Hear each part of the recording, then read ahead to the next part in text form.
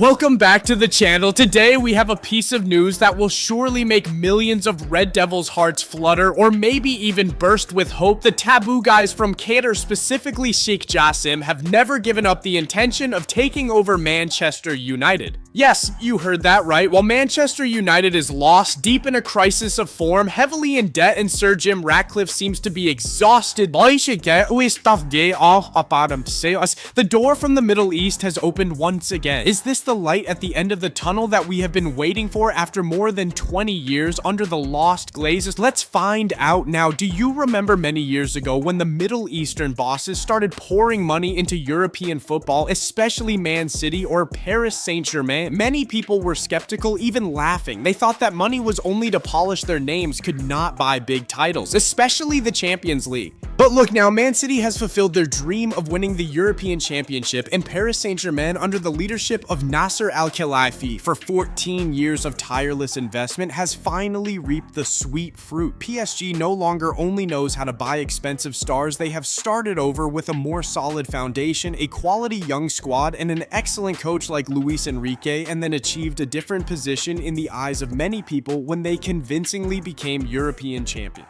What does this show? A lot of money plus the right strategy can absolutely bring brilliant success. And the success of PSG or Man City is a huge motivation, urging investors in Qatar to continue looking to Europe. Meanwhile, look back at our Manchester United. This team has been described as lost for more than 20 years under the Glazers family, despite the efforts of British billionaire Sir Jim Ratcliffe, who bought a small stake and took control of the sports division. But looking at the current situation, everything is still like a firefly in the dark forest. Like the team needs a complete reform, not just half-hearted. In fact, Manchester United has just experienced the worst season in 50 years. Besides that, there are internal problems such as dismissing up to 450 employees and especially the record debt of up to £1 billion.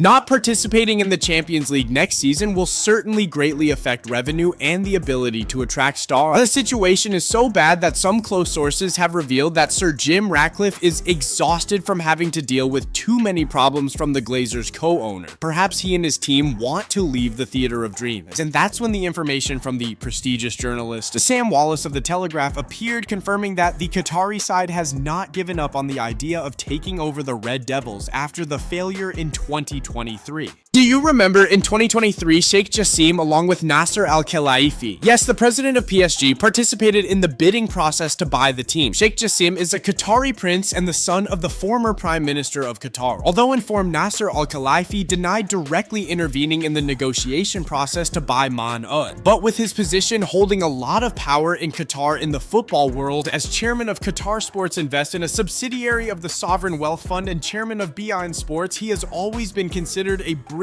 for any billionaire in Qatar who wants to invest in European football. More specifically, he was described as the bridge for Sheikh Jassim to return to the project of taking over the Red Devils once again. The meeting between Al-Khelaifi, the legendary Sir Alex Ferguson, who was personally invited by Al-Khelaifi to watch the Champions League final, and UEFA President Alexander Ceferin in Munich before the final, although seemingly a normal event in this context, it has a very large hidden meaning. So why did Sheikh Jassim lose in 2023?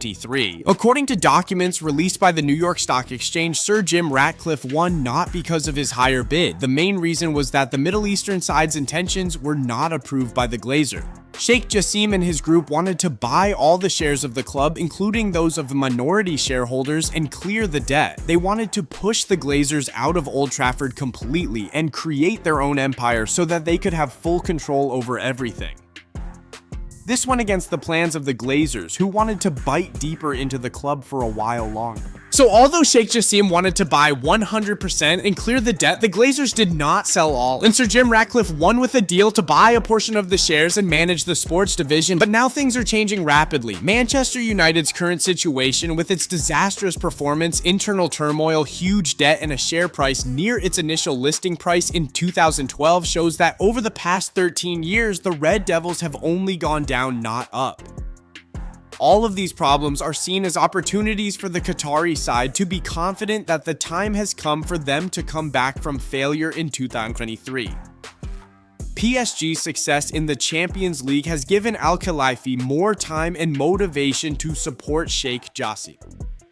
Manchester United, with its huge history, and reputation is seen as the perfect place to build a name for Qatari investors. The biggest dream of most Manchester United fans right now is not an immediate title, but the Glazers give up on the club except to sell all shares in League.